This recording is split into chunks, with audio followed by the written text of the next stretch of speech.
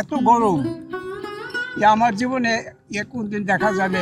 গরমে গতর পুড়ে যাচ্ছে। জ্বরে এত গরম মানে গরমে হলো টিকসেন যায় না, মানে শরীর হলো বাপায় ফেলাই দেয়। তারপরে ঘুরতে খেতে গেলি দম হলো যায় আর হলো আসি, তাহলে কি গরমটা! এই গরমে মানুষ কেমায় বাঁচবে? এতটা গরম আমি আমার জীবনে কখনো চরে দেখি নাই। রোদ্রের তাপে ডিম ভাজা হয়ে গেল কাকা। দেখেন এই যে কি ভয়াবহ অবস্থা, কি অবস্থা ওই দেন। প্রচন্ড গরমে আসলে এইখানে আসলে একটু স্বস্তির জায়গা পাওয়া গেল খুঁজে।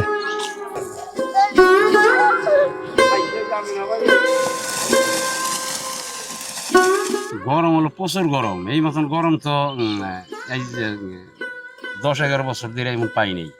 গরমে গায়ে ঠোসা পড়ে যায়। বেরিয়ে গেছে। সাপেরা বিছানের পর আছে ওই যে তোষকের পাশে প্রত্যেক দিনই আর কি এই যে আলাদা বড় লম্বা সাপ। এই মেয়ে আমার বড়টা হয়ে যায় হেরি আর কি এই তোষকে উল্টেন দিত। ওই যাব্বা সাপ দর্শকের মধ্যে তোষকের নিচি চরে থাকে এত বছর দিয়ে এইরকম গরম কোনো বছরে পড়ে না। কলের নাঙ্গল সামনের দিকে এগিয়ে আসছে, আর পিছনে শালিক, ফিঙে, নানা ধরনের পাখি এই কলের নাঙ্গলের পিছন দিয়ে বিভিন্ন ধরনের পোকামাকড় খাচ্ছে। এই সুন্দরী, এই যে এইটার নাম কি? ধলা? ওর নাম দলা। আর ওই সুন্দরী এই যে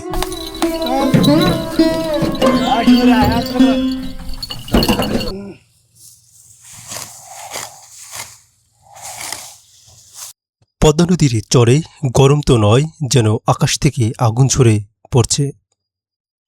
চারিদিকে ফসলের মাঠ আজ নিস্তব্ধ নীরবতায় পরিপূর্ণ। অতিরিক্ত তাপে কৃষকেরা অল্পতেই হাঁপিয়ে যাচ্ছে। কিছুটা সময় কাজ করে কেউ এসে বিশ্রাম নিচ্ছে গাছের ছায়ায়, আবার কেউ ঘাসের উপর ক্লান্ত শরীরে লুটিয়ে পড়ছে। এ চরের অসহায় মানুষদের কোনো সময়ই নেই শান্তি। খরা, বর্ষা আর সারাক্ষণ বিষধর সাপের ভয়। জীবন যেন এখানে মরণের আরেক নাম। বন্ধুরা, এই তীব্র তাপদাহে চরের মানুষেরা কতটা কষ্টে টিকে আছেন সেটি দেখতে ও তাদের কষ্টগুলো ভিতর থেকে অনুভব করতে ভিডিওটি শেষ পর্যন্ত দেখতে থাকুন। এই চর অঞ্চলে এত গরম আমার জীবনে কোনদিন দেখা যায় নাই। এত গরম আগে ছিল না। এত তাপমাত্রা আসলে এই আপনারা এর মধ্যে কাজ করতেছেন কিভাবে কাকা? কেন বাধ্য হয়ে করতে হয়। আপনি কি আসছেন কি এই চরে ঘাস কাটার জন্য? হ্যাঁ আপনার তো দেখা যাচ্ছে যে পুরো শরীর একদম, মানে মানুষ যেমন গোসল করলে যেমন হয় তেমন মনে হচ্ছে। হ্যাঁ, আপনি কখন আসছেন? এই তো আধা ঘন্টা বেশি। এই যে যাকে দেখতে পাচ্ছেন এর দেখুন একেবারে পুরো শরীর একদম ঘেমে, মানে গোসল করলে যেমন হয় ঠিক তেমনটাই মনে হচ্ছে। দেখুন এই যে এইখানে উনি আসছে ঘাস কাটার জন্য। কাকা এই কি গরুর জন্য কাটছে না ছাগল? গরু। গরু আছে কয়টা? আমার ওগুলো একটা। একটা গরু। হ্যাঁ। ও আচ্ছা এই আচ্ছা। জন্য একদিন একটু বেশি করে নেই, 2-3 দিন খাওয়াই, আবার একদিন আসে।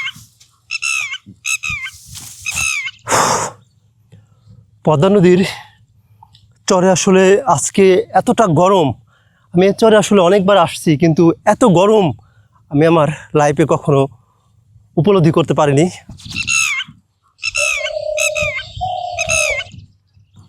দেখুন চরে আসলে এত মাত্রা অতিরিক্ত গরম, আসলে যারা চরে কাজ করছে তারাও হাঁপিয়ে যাচ্ছে। এই যে দেখুন পিছনের দিকে যে ভুট্টাগুলো দেখা যাচ্ছে এগুলো রোদ্রে শুকাচ্ছে, কিন্তু শুকানোর পরে এরা আসলে যে পিছন থেকে যে বাইরে দেখা যাচ্ছে এরা ছোটো একটা গাছের নিচে বসে একটু বিশ্রাম নিচ্ছে। আসলে গরমের পরিমাণ এত বেশি, আসলে মানুষের এই চরে টিকা খুব কষ্ট। কি অবস্থা ভাই, ভালো আছেন? এই তো কামাল ভাই। আর কি ভাই আত্মসান কে গরম কেমন? গরমে গতর পুড়ে যাইতেছে। আপনার তো শরীর দেখে বোঝা যাচ্ছে একবার লাল হয়ে গেছে। কি কাজ করতেছেন এখানে ভাই? ভুট্টা ভাঙতেছি। আপনার ভোটটা এখনো ছেঁড়া হয় নাই? না, শেষ হয় নাই তো। কোলের মধ্যে ভাঙতেছি এখন। ও ওই যে নিচু জায়গায়। কখন আসছেন ভাই? সকাল 9টায় আইছি, আর যাবেন কখন? সন্ধ্যার সময় যাবো। সন্ধ্যার দিকে। আসলে যে গরম, এই যে সারাদিন কাজ করাটা আসলে খুব কষ্ট হয়ে যাচ্ছে। জ্বরে এত গরম মানে গরমে হলো টিকসেন যায় না, মানে শরীর হলো বাপায় ফেলাই দেয়। একটু বাতাস বুতেস তো নাই। তারপরে ঘুরতে খেতে গেলি দম হলো যায় আর হলো আসি, তাহলে কি গরমটা! এই গরমে মানুষ কেমায় বাঁচবে। আপনি কি চর থেকে ভুট্টা ছিটতেছেন এখন? হ্যাঁ, আমি চরে ভুট্টে ছিটতেছি। ওই ভুট্টে খেতে গেলি শরীর বাপায় ফেলাই দেয়, মানে এত গরম, মানে গরমের ঠেলায় প্রচুর গরম চরে। আসলে এই গরমের মধ্যে আপনারা কিভাবে কাজ করতেছেন ভাই? ভাই করতেছি গরমের ভিতরে, পেটের দায়, টাকারও দরকার, বেঁচে তো থাকতে বাল হবে, তাই? বাচ্চা আছে, তাদেরও তো খাওয়ানোর দরকার। তারা তো মনে করেন ছাই ফ্যানের তলে ঘুমাইতেছে, আর আমরা মনে করেন এই চরের ভিতরে ঠাটা পড়া রৌদ্রের ভিতরে এই ভুট্টে ছিটতেছি। আপনি কত বছর ধরে এই চরে আসা যাওয়া করেন? এই চরে আসা যাওয়া করি তাতে 20-30 বছর। তোর মানে এবার হলো প্রচুর গরম, মানে এত গরম হলো এই চরে মানে পড়ে নাই, এই প্রথম এই হলো পড়তেছে। আর কয়দিন পর আমার তো মনে হয় এই গরমে মানুষই মারা যাবে, যে অবস্থা।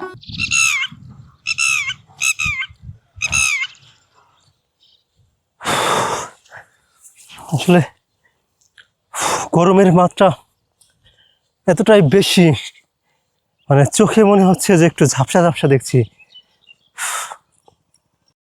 এতটা গরম আমি আমার জীবনে কখনো চরে দেখি নাই।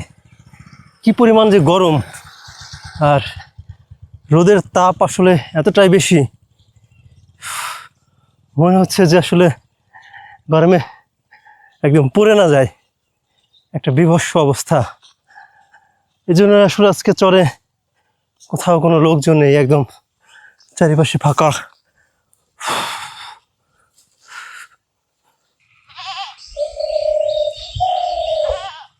তাপমাত্রা এত ভারী, বুঝছেন, ইয়ার বলার কথা নাই কে, কাজ 2-1 ঘন্টা করে 2 ঘন্টা লাগে জিরেন। বন্ধুরা, পদ্মা নদীর চরে আসলে এখন মাত্রা অতিরিক্ত গরম। এই তাপমাত্রা যে আসলে কতটা প্রখর, এটা দেখানোর জন্য আপনাদেরকে আমরা একটা টেস্ট দেখাবো। যে দেখুন আমার হাতে ডিম রয়েছে, এই যে স্টিলের থাল।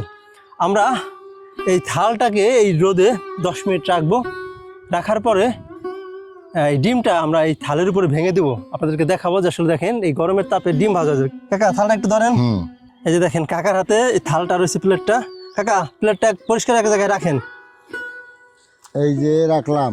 এটাকে আমরা 10 মিনিট পর এটার উপর আমরা একটা ডিম ছেড়ে আপনাদেরকে দেখাবো, যে দেখেন এটার উপর ডিম ভাজি হয়ে যায়।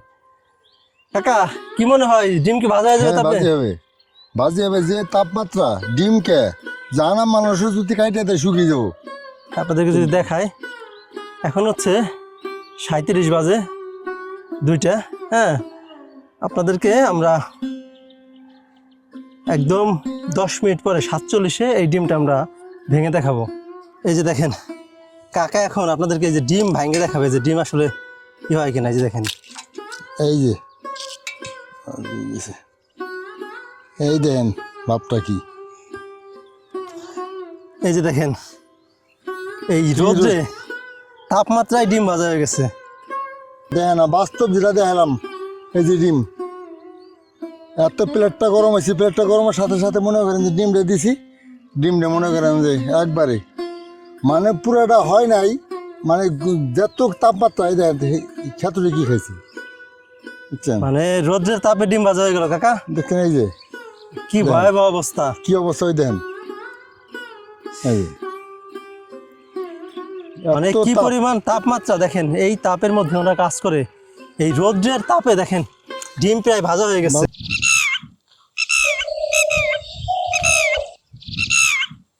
এই যে দেখুন এইখানটায় ভুট্টা ছিঁড়ে রেখে দিয়েছে। এই যে দেখুন এগুলো হচ্ছে সব এই চরের ভুট্টা। এই ভুট্টাগুলোকে চর থেকে এনে এইখানে রেখে দিয়েছে। আসলে গরমের পরিমাণ এতটাই বেশি যে এরা এখানে থাকতে পারছে না, এই জন্য এই ভুট্টাগুলোকে রেখে তারা হয়তো বা কোথাও গিয়েছে রেস্ট নেওয়ার জন্য। আসলে চরের মানুষও যে এই গরমে হাঁপিয়ে যাচ্ছে, তো সেখানে আসলে আর কি বলবো, এখানে আসলে বলার কোনো ভাষা নেই যে এতটাই গরম। গরম এতটাই বেশি, এই গরমে আসলে টিকে থাকাটা খুব কঠিন, এর মধ্যে কাজ করাটা আসলে খুবই যন্ত্রণাদায়ক।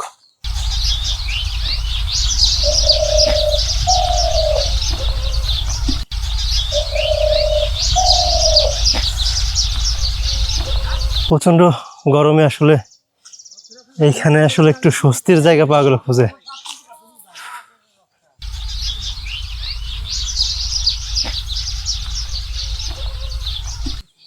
কাকা গরু নিয়ে কোথায় যান? ও গরম হলো প্রচুর গরম, এই মতন গরম তো এই যে 10-11 বছর ধরে এমন পাই নাই। সবকিছু মিলিয়ে আসলে কাকা আপনার তো এখন মোটামুটি অনেক বয়স হয়েছে, তো সবকিছু মিলিয়ে আসলে চরে আপনারা কেমন আছেন? মোটামুটি ভালো আছে আর কি, জানে খাইতে যারা খাইতে পারে তারা মোটামুটি ভালো আছে আর কি। ও আচ্ছা। আর যারা নাকি কাম থাকতে কাম করে না, ওগো ভালো নাই, এই হোক আলো পরে কলে ওই দোয়ান পাঠে গপ্প করে কয় কেমাই বাসি কি করি, যদি কাম না করে খালি আড্ডা দেয় তাহলে তো আর বাড়ির সংসার চলবো না।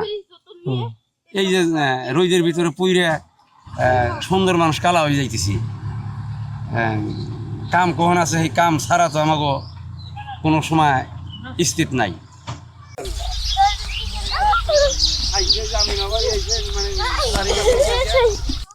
ফরিদপুরের এই পদ্মাচরের মানুষেরা অতিরিক্ত গরমে হাঁপিয়ে গিয়েছে। এই গরমে একটু স্বস্তি পেতে সবাই বাড়ি ছেড়ে এসে বসে আছেন এই গাছের ছায়ায়। মানুষের গায়ে ঠোসা পড়ে গেছে, আমরা যারা মাঠে কাটছে কৃষি কাজ করছি, গরমে গায়ে ঠোসা পড়ে যায়। গায়ে ঠোসা পড়ে গেছে, ঠোসা গায়ে এখনো কালা কালা স্পট হয়ে পড়ে রয়েছে। ভালো আছেন ভাই? দেখেন চর থেকে এই যে ঘোড়ার গাড়িতে করে হচ্ছে আপনার ভুট্টা নিয়ে আসছিল। তীব্র তাপদেহে হয়তো শরীর জ্বলে, কিন্তু পেটের জ্বালা আরও কঠিন। পেটের জ্বালা মেটাতে গরমের জ্বালা বুকে চাপা দিয়ে চলছে চরবাসীর নিত্যদিনের কর্ম। চরের মাঠ থেকে ঘোড়ার গাড়িতে করে মাড়াই করতে ভুট্টা এনে জমা করছেন এক জায়গায়।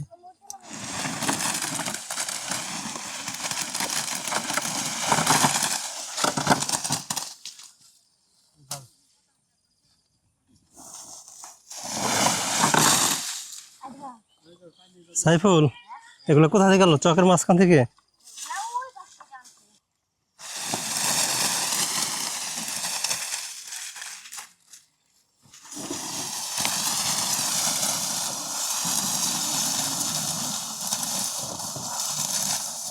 সাপেরা বিছানের পর আসল ওই যে তশকের পাশে, আর সেদিন আমি যে ঘরে হাত দিছি, তশক কুচাকুচি দিয়েছে সাপ দশকের মধ্যে? হ্যাঁ, তশকের পাশে আর কি। এটা কি দিনের বেলা না রাতে? দিনে। ওরে বাপরে, দিনের বেলা বিছানার ভিতরে সাপ? তো ওই যে ওই ঠান্ডা মনে হয় খাবের গেছে মানে, তার আস্তে আস্তে বাইরেছে। আমি মারার চেষ্টা করলাম, চাপ দিছিলাম, ফাল দিয়ে বাইরিয়ে কুদার গেল, আর দেখলাম না। কি একটা ডেঞ্জারাস অবস্থা, মানে বিছানার ভিতরে সাপ যে থাকে, তাও দিনের বেলায়। ওই যে ওই বিটে আসলাম আগে, এই ভিটায়? হ্যাঁ, ওই বিটে আসলাম। তো ওই পাশে হলো ওই যে ঘর আসলো, ওইটা দোতলা। হুম। তো কলা গাছ এর ডাউগে মাউগে এসে ওই যে বেড়া হাতে লাগতো প্রত্যেক দিনই আর কি। ওই যে আলাদা বড় লম্বা সাপ, এই মেয়ে আমার বড়টা যায় হেরি আর কি, এই তশকে উল্টেন দিত, কয় যাব্বা সাপ দশকের মধ্যে? হ্যাঁ, তশকের নিচি বাড়ি দিলে পর 16 না লাগলে ওর মধ্যে বাইরে আছে এলবেল কইরা এক ফেলি যাইতো। বিছানার মধ্যে সাপ দেখে আসলে তখন আসলে খুব ভয় লাগে না? ওই বিছানায় আবার ঘুমানো কি সম্ভব? ভয় লাগে, তারপরও সাবাস করা লাগে, জীবনের পর ঝুঁকি নিয়ে থাকা লাগে, তাছাড়া করা যাবো কি। নইটা যদি যে ঘরে থাম না, নাহলে তো ঘর বাড়ি সাইড আইটে যাওয়া লাগে। আপনি ধরুন যে বিছানায় ঘুমিয়ে আছেন, ওই বিছানায় একই বিছানায় একটা সাপ যে শুয়ে আছে, আপনি বিছানার চাদর অথবা বালিশ অথবা তোষক সরালেন, দেখলেন যে সাপ।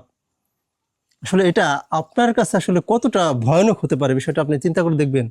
মানে এটা আপনি নিজের করে একটু ভাবুন যে আপনি যেই বিছানায় ঘুমান, যেই লেপের উপরে বা যেই বালিশের উপরে বা যেই খাটের উপর আপনি ঘুমান, যে চোখের উপরে, ওইখানে একই জায়গায় আপনি কাজ কাম করে একটু বিছানায় গেলেন রেস্ট নেওয়ার জন্য, বিছানার চাদরটা উঠালেন আর দেখলেন যে সাপের মধ্যে একটা বসে আছে বা শুয়ে আছে। তো আসলে তখন আপনার অনুভূতিটা কি হবে? আপনি আসলে ওই সাপ দেখার পরেও কি ওই বিছানায় শুতে পারবেন, থাকতে পারবেন?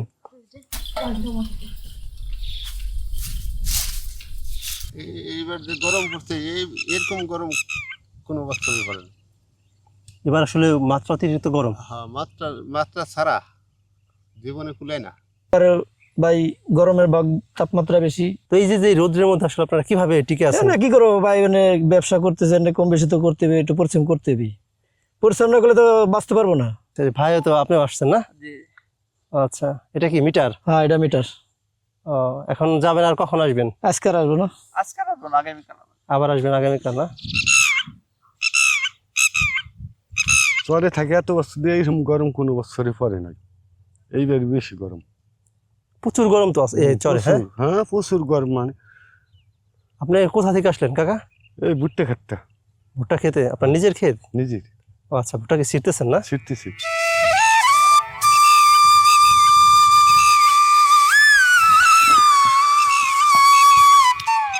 চরের মাঝে আজকে আসলে প্রচুর গরম। তো এই গরমের মধ্যে আসলে ভালো লাগে। আমি এখন দেখুন যেখান দিয়ে হেঁটে যাচ্ছি, দুই পাশ দিয়েই কি সুন্দর মনোরম কাশবন। যে দেখুন, যে আমার পিছন সাইডে এবং এই যে এই পাশেও এই কাশবনের মাঝখান দিয়ে ছোট্ট একটি সরু মেঠো পথ, এটার ভিতর দিয়ে হেঁটে যাচ্ছি। কিচিরমিচির করে পাখি ডাকছে, উত্তপ্ত গরম, তার মাঝে এখন একটু বাতাসও লাগছে। তো এর মধ্য দিয়েই হেঁটে যাচ্ছি।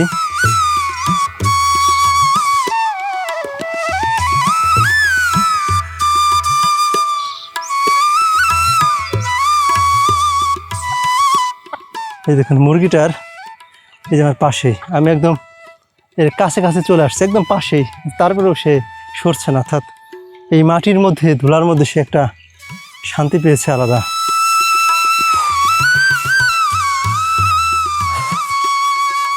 গরমে আসলে একদম সেদ্ধ হয়ে যাওয়ার কায়দা।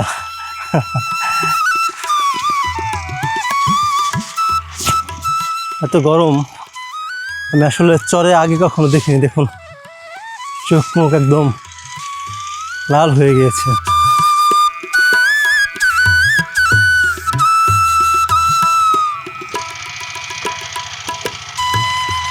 দেখুন কি এক মনোরম দৃশ্য। এখানে কলের নাঙ্গল দিয়ে জমি চাষ করা হচ্ছে। কলের নাঙ্গল সামনের দিকে এগিয়ে আসছে, আর পিছনে শালিক, ফিঙে, নানা ধরনের পাখি এই কলের নাঙ্গলের পিছন দিয়ে বিভিন্ন ধরনের পোকামাকড় খাচ্ছে। আর দেখুন, যেহেতু শুকনা মাটি, এই কলের নাঙ্গল বাজছে, প্রচুর ধুলা উঠছে। দেখুন এই যে লোকটা কলের নাঙ্গল বাজছে, উনি একদম ধুলায় পুরা ভরে গেছেন। এই পাশের জমিতে কলের নাঙ্গল দিয়ে জমি চাষ করা হচ্ছে। এটা একসাথে দুই ধরনের ধান মিশিয়ে বোনা হচ্ছে। এটা হচ্ছে বাসিরাজ আর হচ্ছে পরাঙ্গি ধান। জমি চাষ করার সাথে সাথেই বুনে দিচ্ছে। এই ধানগুলো এখান দিয়ে পানি হয়ে যাবে, পানির উপর দিয়ে থাকবে। এখন বর্ষা হবে, বর্ষার পানি হলে এখান দিয়ে পুরোটা পানিতে ভরে যাবে।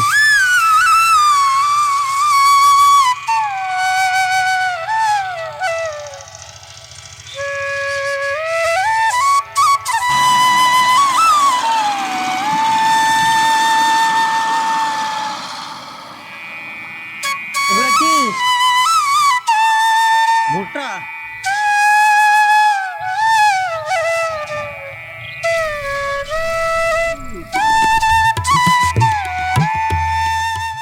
এই ছাগল কি আপনার? জি আমার। ও আচ্ছা, এই ছাগল নিয়ে আপনি উপর থেকে আসছেন? উপর থেকে ঘাস খাওয়ানোর জন্য নিয়ে আসছি। এখানে ঘাস খাওয়ানোর জন্য আনছেন? জি। ও আচ্ছা, মানে আপনি হচ্ছে অনেকে আসে হচ্ছে ঘাস কাটার জন্য, আপনি ছাগল নিয়ে আসছেন ঘাস খাওয়ানোর জন্য। ঘাস খাওয়াই বাড়ি নিয়ে যাবো। ও আচ্ছা আচ্ছা, কয়টা ছাগল নিয়ে আসছেন? 7টা। 7টা? ও, এটা কি আপনি কি প্রতিদিন আসেন? হ্যাঁ, প্রতিদিন নিয়ে আসি। কয়টার দিকে আসেন? এই ধরেন 2টা 2:30টার দিকে আসি, আবার সকালে আসি, আর সন্ধ্যার দিকে যান? এই তো পেট বললি বাড়ি চলে যাবো আর কি। ও, ওই যে আপনার পিছনে এটাও তো আপনার ছাগল না? হ্যাঁ, এটা আমার। এটাও আপনার? এটা আমার। ও আচ্ছা আচ্ছা। এই দলা এদিকে আয়। ছাগলকে ডাক দিলে চলে আসবে? হ্যাঁ, আয়, আয়, আয়, এদিকে আয়। এই সুন্দরী, আয়। এদিকে আয়। ও, এটা কি এক একজন এক একটা নাম রাখছেন? আপনার কি শুধু ছাগলে পালন, গরু নেই? হ্যাঁ, গরু আছে, গরু বাড়ি। গরু আছে কয়টা? গরু আছে 2টা। গরুর জন্য ঘাস কাটেন না? ঘাস নেই, নিয়ে নিছি। ও, মানে এরা ঘাস খায়, আপনার দিকে ঘাস কাটেন? এই যে এইটার নাম কি, ধলা? ওর নাম দলা, আর ওই সুন্দরী ওই যে। আয়, আয়, এদিকে আয়। আসো আসো আসো আসো আসো। তো দেখতে তো দারুণ। হ্যাঁ, আবার ঝুনঝুনিও লাগাই দিচ্ছেন। ঘুগরি লাগাইছি।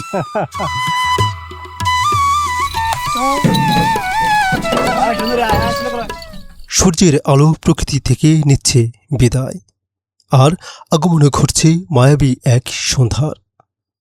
সন্ধ্যার ডাক আসতে না আসতেই সকলের মাঝে জেগে উঠেছে নিজ বাড়ি ফেরার চেতনা। ক্লান্ত শরীরে কেউ হাতে খাবারের বাটি নিয়ে, আবার কেউ মাথায় মস্ত বড় খাসির বোঝা নিয়ে উঠছেন নৌকায়।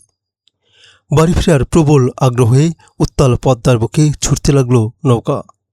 হঠাৎ নৌকা এসে পৌঁছালো গন্তব্যে। সকলে যার যার মতো করে নামতে শুরু করলেন আর ছুটতে লাগলেন নিজ বাড়ির দিকে। বন্ধুরা, চরের মানুষদের বাস্তব জীবন কাহিনী নিয়ে আমাদের আজকের ভিডিওটি আপনাদের কেমন লেগেছে অবশ্যই কমেন্ট করে জানাবেন। দেখা হবে পরবর্তীতে নতুন কোনো জায়গায় নতুন কোনো গল্পে।